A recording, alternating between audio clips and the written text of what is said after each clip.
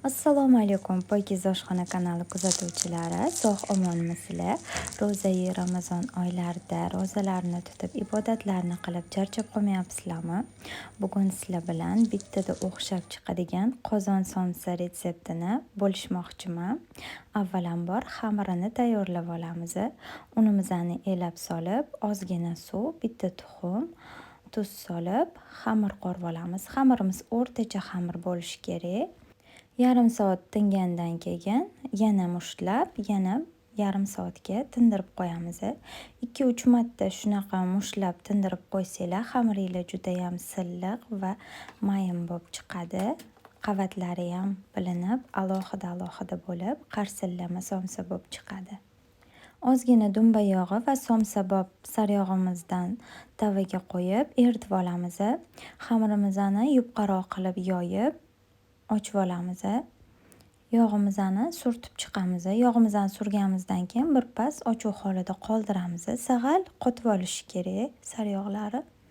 Keyin shunaqa o'rab chiqamiz. Xamirni o'rab olganimizdan keyin bir kunga xolodilnikka tindirib qo'yamiz. Tingan xamirdan juda ham zo'r chiqadi. Endi esa ichidagi nachinkasini tayyorlab olamiz. Mayda to'g'ralgan piyoz, go'sht va kartoshka, tuz, zira soldim. Xohishga qarab tayyorlaysizlar. Xohlasanglar ko'k somsa qilsanglar bo'ladi. Xohlasanglar tovuq go'sht to'g'rasanglar bo'ladi. Bu o'zingizlarning xohishingizga qarab. Mana xamirimiz bir kun tinib oldi. Endi to'g'rab chiqamiz. Mana shunaqa kattalikda. Duxovkanikiga nisbatan sag'al qalinroq kesiladi qozon somsaniki. Kesilgan xamirlarni orqasidagi lentasini olib, orqasiga shunaqa qo'limizda ezib chiqib tayyorlab olamiz. Har bitta xamirni chetlarini yoyamiz. Endi qiymamizni solib, xohlagan shaklimizda tugib olamiz. Men 3 burchak qilib tugib oldim. Avvaldan qozonimizni qizdirib qo'yamiz o'rta olovda. Qozonimiz chugun qozon bo'lishi kerak, eskicha qozon. Granit qozonlardan o'xshamaydi.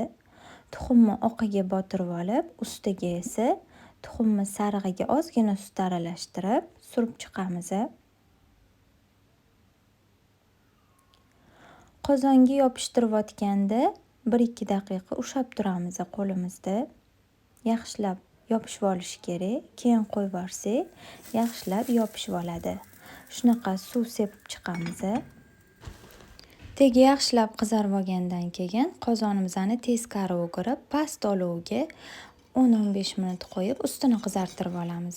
Agar xohlasanglar, duxovkada qizartirib olsanglar ham bo'ladi. Chunki qozonni tegini yoqqaninglarning o'zida somsalar unchalik qizarmaydi. Shuning uchun teskari o'girib qizartirib olishinglar kerak. Lekin shunaqangi xuddi tandirda yopgandek o'xshab chiqdi. Sizlar ham albatta tayyorlab ko'ringlar.